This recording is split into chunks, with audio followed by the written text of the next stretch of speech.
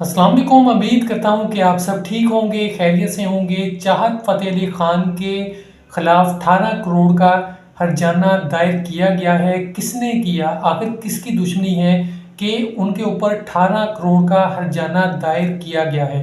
तो आपको मुकम्मल बताऊंगा कि आप जानते हैं चाहत फ़तेह अली ख़ान एक गाने से बहुत ज़्यादा फेमस हुए।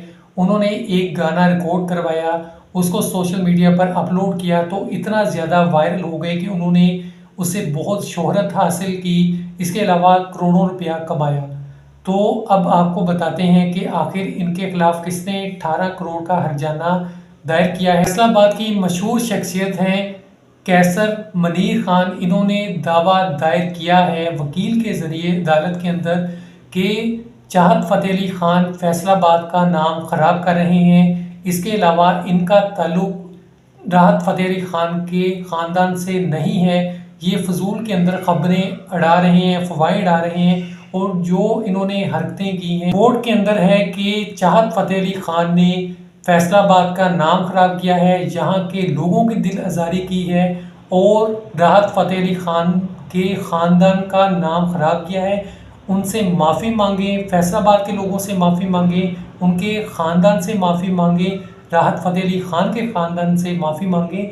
और इसके अलावा 15 दिन के अंदर अगर ये माफ़ी नहीं मांगते तो मज़ीद इनके ऊपर केस किया जाएगा, FIA से भी रजू किया जाएगा। चाहत फ़तेह अली ख़ान हमेशा ही खबरों में इन रहे हैं, कभी किसी मॉडल के साथ उनकी लड़ाई हो जाती है, कभी कोई खबर।